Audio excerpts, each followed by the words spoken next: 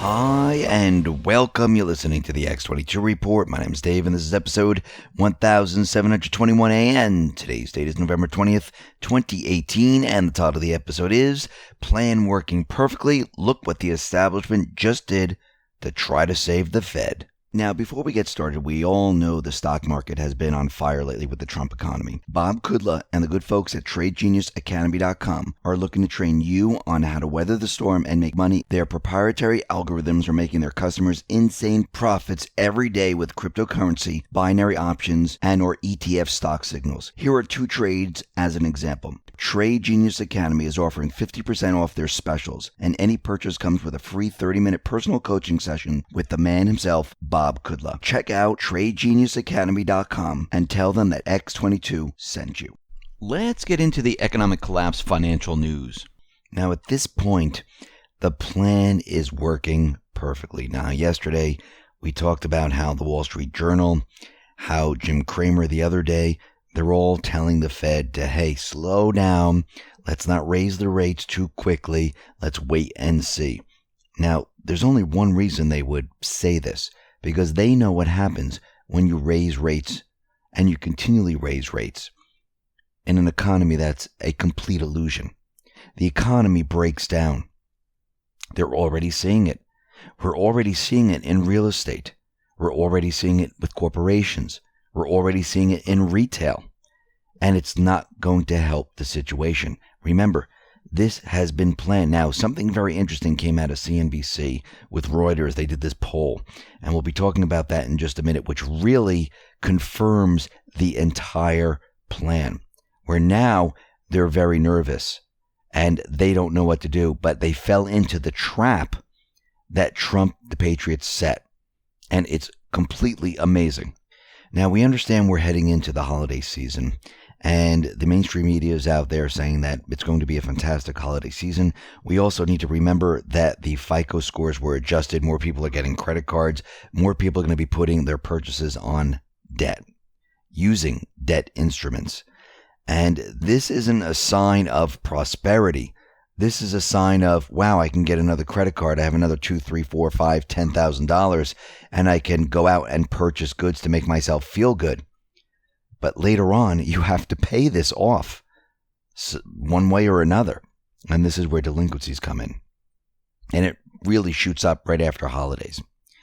But what we're seeing in the retail market is that it is not going well for brick and mortar stores. And when we look at the entire industry with restaurants, bars, stores, well, it's not going well. Now, real retail sales, adjusted for inflation, is not so hot. It's only risen about 2% in October. This was at the lower end of the post-financial crisis range.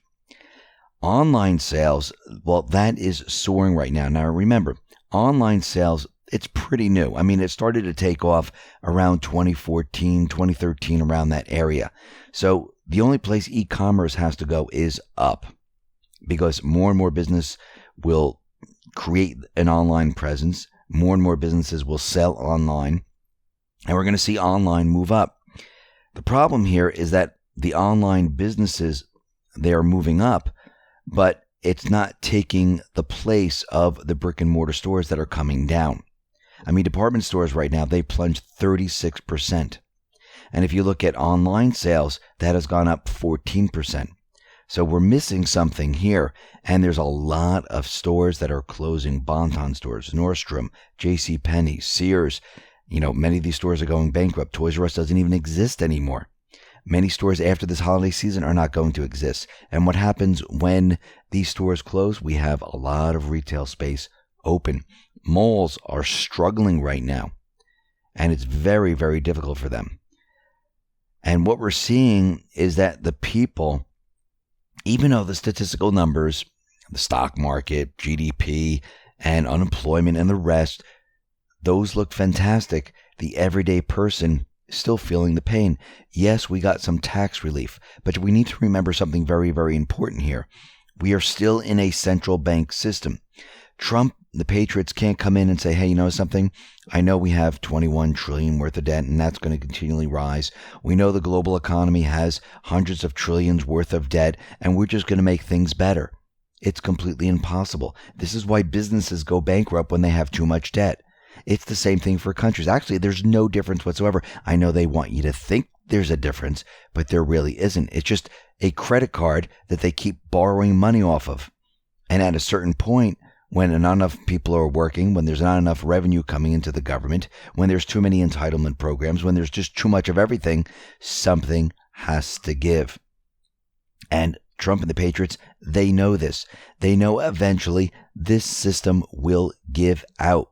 This is why Trump has Andrew Jackson hanging on his wall. And it's not just about getting rid of the central bank. They understand for this plan to work and to give the power back to we the people, you just can't get rid of certain individuals and put them into prison. You need to shut down the whole entire operation that was started back in 1913. And this was a Rothschild system. Actually, if you look at the biz, you look at the IMF, you look at the Fed, you look at the ECB, they're all Rothschild's systems. If you look at what Q has said in his post, where they list all the banks, these are all Rothschild's banks. Q, from the very beginning, told us that they need to go after all of this. Now, this will come later on. They're preparing for it. And we've been talking about how Trump and the Patriots have been maneuvering, controlling the narrative, making the mainstream media, making the deep state, the establishment, point the finger at the Fed. Now, we know that Jim Cramer, we know the Wall Street Journal, they all were out there reporting that, yes, the Fed should slow down. They should wait. They should see what's happening, because they all know if you raise the interest rates the way they're doing it, the entire system is going to come down. Now, we know the Federal Reserve is expected to raise the interest rates again next month, and maybe 3 times next year. Reuters, they ran a poll with economists. Now, this is very interesting. Their poll, and we know what Q says about polls, it's created to make people think a certain way and to go along with it. It's a form of brainwashing. And they said that a strong majority of economists said that the Federal Reserve should slow down the number of rate hikes. And basically what they said was the Fed should deliver fewer rate hikes. What they're doing right now is they're trying to figure out a way to convince everyone that the Fed should slow down. But when you really look at this, they're all on the same page as Trump. Remember in the beginning when he contradicted the Fed? He was out there saying, well, I thought this was an easy money Fed. I didn't realize he was going to be raising interest rates like this. We have debt coming soon. He even said, listen, if the system falls apart, I'm going to blame the Fed because they were raising the rates. Now, at that point, the mainstream media kind of laughed at him. How dare you contradict the Fed? How dare you do this? This isn't right. Then as time went on, as he kept improving the economy through manipulation, the same manipulation the central bankers, the deep state have used in the past, all of a sudden their narrative kind of disappeared. And now the Fed is raising rates, and the tariffs that Trump put into place, they can't blame him. Now you see the mainstream media, they're siding with Trump, saying, yes, we need to stop this, because they know exactly what's going to happen. They know if the Fed continues on, the entire system falls apart. This is why Trump has been maneuvering like this. This has all been strategically planned already. It's military planning at its best. And they're doing this on purpose. They need to shift the focus. And the focus will be on the central bank system, not just the Fed. The focus will be on the ECB, IMF, and the biz. Now, if you really think about it, all these central banks, they are doing different things right now. They're not working together. They're not in unison, where they're all lowering the rates. Yes, there are some central banks saying that they're going to be raising the rates, but that's next year. Right now, the Fed, they are raising the rates. They're pushing it up, and they're doing it quite quickly. They're also unwinding at the same time. Think about what is happening here. And if you notice, Powell isn't out there saying, hey, we're going to slow this down. We're going to cut it off. No more raising the interest rates. We are done. He says the economy is strong. And we're going to be looking at all the different factors. But right now, we are still on course, which leads me to believe, and many other people, that Powell is working with Trump. Now, the entire plan rests on getting rid of the central bank. The central bank is the biggest threat to not just the United States, the biggest threat to the world. The amount of control, the amount of power that the central bank has is just off the charts. I mean, people think, ooh, Comey has a lot of power, or Clinton has a lot of power, or the other individuals like Brennan or Clapper, they have a lot of power. No, they don't. They're pawns in this big game. Yes, they were born out of this system, which is completely corrupt, treasonous, but they aren't powerful like the central bank. The central bank has the power to make countries do whatever they want. And all they have to do is put them into debt. Then they control them. And they know this. And this is the single biggest threat to the United States, to the world. And this is why the plan revolves around the central bank. Now, there are certain elements that you need to remove first before you go to the meat and potatoes. But in the end, you need to get rid of the meat and potatoes. So nothing else is born out of this system. The system has to be destroyed. The world has to come together, rally, and have one voice to say never again with a central bank. It does not help the people. It's not working for the people. They don't have our best interest at heart. And the founding fathers of this country never wanted it to be this way. They didn't put in the Constitution, by the way, Clause 1, Section A, install a private West Central Bank that's a private corporation. They didn't put that in there. And back then, yes, they said coin your own currency. We the people, the government, will coin our own currency. Now back then, silver, gold, it was worth something. Think about it today. If you had 4 quarters and they were all silver, that is 1 silver dollar.